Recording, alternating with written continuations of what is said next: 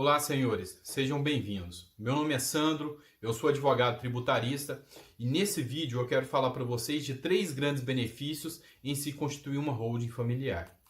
Para você entender o que é holding familiar, a holding familiar é uma empresa constituída pelos membros da família. Pais e filhos constituem a empresa. E o objetivo dessa empresa é estar administrando o patrimônio da família. O patrimônio vai para a holding por intermédio de integralização de capital. Ou seja, o pai pega o patrimônio, integraliza numa empresa e coloca os filhos como cotistas. Os 3 grandes benefícios em se fazer isso é, primeiro, planejamento sucessório, segundo, economia de impostos e o terceiro, a proteção do patrimônio. Para você entender bem, quanto ao benefício do planejamento sucessório, o primeiro grande tópico a ser estudado é evitar a existência de inventário. A partir do momento que você constitui uma holding familiar da maneira adequada, você não tem que fazer inventário. E os custos de constituir uma holding são muito inferiores ao inventário. Para você ter noção, o inventário hoje, você gasta 8% de imposto causa-mortes, você pode gastar de 8% a 10% de advogado, mais taxa de cartório, taxa de fórum, dentre outros. Então você pode chegar a 20% do seu patrimônio. Se você tem um patrimônio de 10 milhões de reais, você pode chegar a gastar 2 milhões. Já por outro lado, se você instituir a holding para estar transferindo o seu patrimônio para os seus herdeiros sem ter que fazer um inventário, você pode chegar a gastar aí 100 mil reais. Ou seja, muito menos. Você pode chegar a menos de 10% do valor do seu patrimônio, do valor do inventário. E isso é muito interessante. Outro ponto muito interessante é evitar as brigas familiares. Quem nunca ouviu falar que depois que o pai faleceu, os filhos ficaram brigando pela herança? Isso é comum. Já na holding, quando você põe o seu patrimônio dentro da holding, você estabelece um estatuto e já distribui as cotas para os herdeiros. Entretanto, você se mantém como administrador vitalício. Você continua dono de tudo. Então, é muito interessante que os seus filhos já estão com o patrimônio dividido, não há que se falar em brigas. Terceiro grande benefício, evitar o deságio do bem. Quem nunca ouviu falar que bem de inventário é bem enrolado? Então, se você tem um patrimônio e não tem dinheiro para pagar o inventário e vai vender um patrimônio durante o inventário, esse bem vai perder muito valor. Ele pode chegar a perder 40% do valor de mercado. Na holding, não. A partir do momento que o patrimônio é da empresa, a empresa pode vender esse patrimônio e transferir no próximo dia, independente se algum dos herdeiros ou se algum dos sócios faleceu. Então, o próprio pai, se ele falecer, os filhos no outro dia, sendo o administrador da empresa, pode ir lá e vender o patrimônio e transfere a escritura. Não há que se falar em deságio do patrimônio. Isso é muito interessante. Outro grande benefício é a desburocratização do patrimônio. Tudo que você vai fazer, você precisa de autorização do juiz. Você quer fazer um financiamento, o juiz tem que autorizar. Você quer vender o patrimônio, o juiz tem que autorizar. Ou seja, o bem fica travado. Já na holding, não. A holding ela tem a possibilidade de fazer todos esses negócios jurídicos independente da autorização do juiz. Mesmo que o pai faleceu, a holding vai continuar com atividades. Então ela não vai ficar travada e burocratizada, esperando tudo uma decisão do juiz para você poder estar negociando esse patrimônio, estar movimentando esse patrimônio.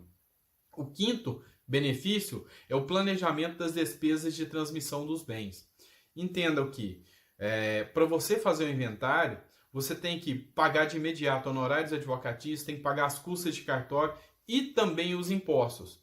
Os impostos, em regra, você tem 90 dias para levantar. Então imagine, se você fez um inventário, você tem um prazo máximo de 90 dias para levantar todo esse valor, e é muito dinheiro. Já na holding é diferente. A holding, se você tem um patrimônio grande, você pode ir integralizando os imóveis aos poucos ir transferindo para os herdeiros. Sem contar que o trabalho de constituir uma holding é muito mais rápido do que de se constituir um inventário. Então, se você quer integralizar um patrimônio, você consegue fazer isso em 30 dias. É rápido e prático e você não precisa de decisão judicial nenhuma. Já do ponto de vista de economia tributária, nós podemos citar 4 tópicos. Primeiro, reduzir o imposto de renda sobre as receitas de aluguel. Na pessoa física, as receitas de aluguel chegam a 27,5%. Já dentro da holding, essas mesmas receitas de aluguel são tributadas em 11,3%, ou seja, muito inferior ao que é a receita na pessoa física, menos da metade. Então é muito favorável. 11,3% para 27,5% tem uma diferença muito grande na economia dos tributos sobre aluguéis de imóveis. Segundo ponto interessante é a redução dos impostos de transmissão. Como a gente disse lá no inventário, a depender da situação e da estrutura da sua família, você consegue fazer essa transferência sem ter custos de impostos de transmissão. Nem o ITBI na venda, porque a depender da situação, a Constituição te dá uma isenção, uma imunidade tributária, ou a depender da situação, você não tem que pagar os impostos de doação, porque você pode fazer a compra e venda de cotas para os herdeiros. Então, se torna muito interessante. Terceiro tópico interessante é que reduz o ganho de capital na venda de imóveis. Olha só, o ganho de capital pela legislação brasileira é de 15% a 22,5% a depender do valor do patrimônio. Quando esse patrimônio está dentro da holding, você pode vender ele a 5,9%. É lógico que a gente tem que analisar situações como, por exemplo, a depreciação do bem, que pode reduzir o valor. E também que, no caso da pessoa física, ele paga sobre a diferença. No caso da holding, sobre o montante. Mas se você pensar da seguinte forma, eu comprei um bem por 100 mil e vou vendê-lo por 1 milhão, eu vou pagar 15% sobre 900. Se eu comprei um bem por 100 mil e vou vender ele por 1 milhão na holding, eu vou tributar 5,9% por 1 milhão. Sai muito mais barato. Então, no ganho de capital, você economiza muito dinheiro. Quarto tópico importante. É um meio de planejamento tributário excepcional. Se a família tem atividades empresariais, por exemplo, supermercados, postos de gasolina, dentre outros meios de atividade, a holding pode se tornar um instrumento muito atrativo para fazer o planejamento tributário dessas empresas. Ela pode estar participando na administração dessas empresas, trazendo muitos benefícios fiscais no planejamento tributário. Terceiro grande tópico importante para a gente é a proteção patrimonial. Quando você transfere o patrimônio para a holding, ela evita o risco dos empreendimentos. Se essa família tem um empreendimento, por exemplo, um supermercado, e o patrimônio, por exemplo, o prédio do supermercado está dentro da empresa, dentro do supermercado, se acontecer um débito extraordinário, trabalhista, tributário ou um credor, e a empresa não tiver condições de pagar o débito, o bem vai ser penhorado. Por outro lado, se esse bem estiver dentro da holding, a holding não está participando da atividade, não tem o risco.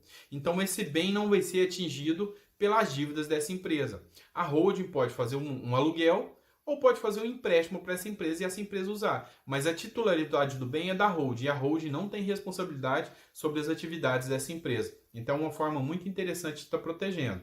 E também evita os riscos extracontratuais da pessoa física.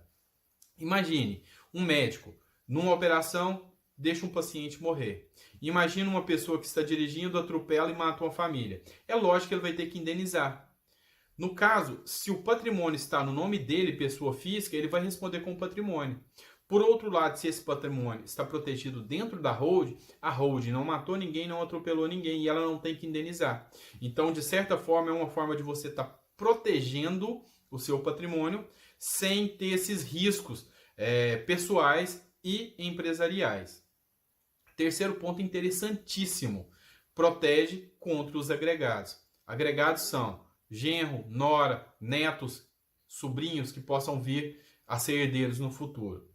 Por que protege contra eles? Porque você pode estabelecer diversas cláusulas. A partir do momento que você estabelece a holding, você tira das regras do Código Civil e coloca essas regras dentro do contrato social, dentro das regras empresariais. E tudo aquilo que está no contrato social tem que ser respeitado. Então você pode colocar uma cláusula de usufruto e administração vitalícia do pai que instituiu o patrimônio, ou seja, o pai que está colocando o patrimônio dentro da holding para transferir os filhos, ele se mantém com a administração vitalícia. Ele toma conta de tudo sem ter que pedir autorização a nada para os filhos. Ele é o administrador. Ele também pode colocar uma cláusula de impenhorabilidade. Se os filhos tiverem uma dívida, essas cotas e o patrimônio da empresa não podem ser penhorados para pagar a dívida dos sócios. Ele pode colocar também uma cláusula de incomunicabilidade. Ou seja, a partir do momento que eu crio a empresa, eu vou doar essas cotas para o meu filho. Mas é incomunicável, não atinge nora e nem os meus netos. Ela é incomunicável, é só dele. Então essa é a cláusula de incomunicabilidade. Posso colocar a cláusula de inalienabilidade, Ou seja, eu dou, mas impeço que os meus filhos vendam. Até porque eles não têm poder de administração para isso.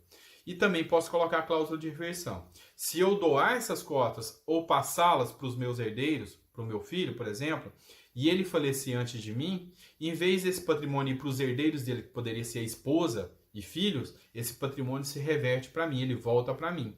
Então, dentro da holding, eu tenho a possibilidade de estar criando todos esses mecanismos. Outro mecanismo importante é a proteção contra a ingerência dos herdeiros. Olha só, quem nunca ouviu falar que depois que um pai deixa o patrimônio, os filhos acabam com tudo? Aqui na holding, quando você estabelece o patrimônio, você faz o contrato social, você já estabelece os meios de estar administrando essa holding. Por exemplo, você pode colocar uma cláusula de que caso um filho queira vender, você coloca empecilhos. Por exemplo, ele tem que primeiro oferecer para o outro, ele tem que dar um prazo para o outro pagar, que pode ser de 5 a 10 anos, ele pode ter que vender sem juros, ele pode ter um prazo de carência de 5, 10, 15 anos sem ninguém poder vender nada do patrimônio, ou ele pode colocar uma cláusula de inalienabilidade vitalícia, que ninguém vai poder vender nunca esse patrimônio. Então, assim, você protege contra essas ingerências dos herdeiros. Então, senhores, nesse vídeo aqui eu falei assim de forma rápida e sucinta dos benefícios que a holding pode te trazer. É lógico que em poucos minutos de um vídeo não dá para falar sobre tudo, mas se você tem interesse em estar fazendo uma holding, se você quer mais informações sobre essa holding, meus contatos estão aí no vídeo, meu telefone, meu e-mail. Fique à vontade para entrar em contato. Eu atendo em todo o território nacional, independente se você está no Amapá ou se está no Rio Grande do Sul. Eu vou te atender por videoconferência. A maioria dos procedimentos são online e a gente consegue fazer tudo daqui de onde a gente está. Então, se você tem dúvida, se você quer marcar uma consulta, fique à vontade para entrar em contato comigo. Tá me ligando, tá me mandando um e-mail, que a gente marca uma reunião para estar atendendo você. Beleza? Então, desde já eu agradeço